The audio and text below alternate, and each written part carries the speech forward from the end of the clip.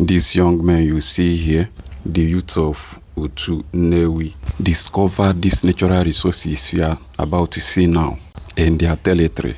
Just watch the video. Lead the youth, build the nation. Mungo Park discover River Niger. I go the 7 rivers I went. I am Makia. Yeah, get up. Another stream I discover now, which I am about the name yet. So I want to form group. Discover. I want to form group and discover.